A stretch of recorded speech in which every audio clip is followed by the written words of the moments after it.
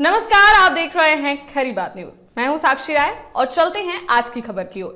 मध्य प्रदेश की पूर्व मुख्यमंत्री उमा भारती को लेकर भले ही भारतीय जनता पार्टी की ओर से कोई प्रतिक्रिया सामने न आ रही हो, लेकिन अंदर ही अंदर मध्य प्रदेश की राजधानी भोपाल में बड़ी उथल पुथल देखी जा रही है। मध्य प्रदेश की शिवराज सरकार हो या फिर वीडी शर्मा के नेतृत्व वाला भाजपा संगठन, ऊपर से उमा भारती प्रकरण पर जितने शांत और बेपरवाह नजर आ रहे हैं, अंदर से उतने ही असहज और चौकन्ने हैं। खबर तो यह भी है कि अब उमा भारती की तगड़ी घेराबंदी करने की तैयारी की जा रही है। पिछले कुछ महीनों में जिस तरह से पूर्व मुख्यमंत्री और तेज तर्रार नेता उमा भारती शिवराज सरकार के कई कामकाजों पर मुखर है और कई बार अपने बयानों से शिवराज सरकार को कटघरे में खड़ा कर चुकी है, उससे अब शिवराज सरकार और मध्य प्रदेश के भाजपा संगठन में बेचैनी का माहौल है। चुनाव नजदीक आते देख भले ही खुलकर कोई प्रतिक्रिया सामने ना आ रही हो, लेकिन भीतर ही भीतर उमा भारती से निपटने और उनसे छुटकारा पाने की तैयारियों को अंतिम रूप दिया जा रहा है। पिछले माह लोधी समाज के सम्मेलन में उमा भारती ने अपने समाज से भाजपा को समर्थन देने के संबंध में स्वतंत्र रहने का जो बयान दिया था, उससे भाजपा नेतृत्व को अच्छे से समझ में आ गया होगा कि उमा भारती अब किस राह पर आगे जा रही हैं। और अगर जल्दी ही उन्हें संभाला ना गया तो 2023 के विधानसभा चुनाव में भारतीय जनता पार्टी और शिवराज सरकार बड़ी मुसीबत में फंस सकती है।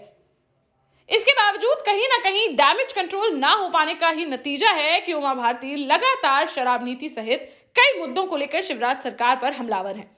उन्होंने 3 दिनों तक राजधानी भोपाल के अयोध्या बाईपास में दुर्गा हनुमान मंदिर में शराब नीति के इंतजार में डेरा डाल रखा था, तो वहीं ओरछा में 2 दिन तक शराब की दुकान में गौशाला खोलकर सीधे शिवराज सरकार और नेतृत्व को ललकार दिया था।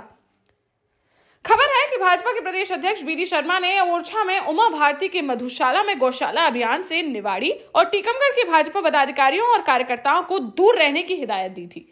इसीलिए वहां भाजपा के बड़े स्थानीय नेता नहीं दिखे। इसके बावजूद बड़ी संख्या में उमा भारती के समर्थक लगातार 2 दिनों तक ओरछा में उनके अभियान को लेकर सक्रिय दिखे और उनकी घोषणा के अनुसार उनके अभियान को सफल भी बनाया।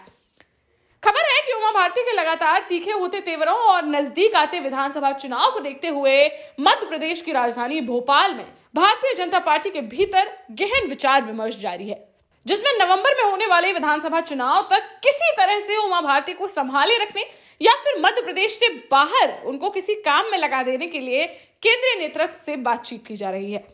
उधर रायसेन में शिव मंदिर को लेकर उमा भारती द्वारा राष्ट्रीय अध्यक्ष जेपी नड्डा को भी कटघरे में खड़ा कर देने से दिल्ली दरबार भी उमा भारती को लेकर कोई सख्त रुख अपना सकता है।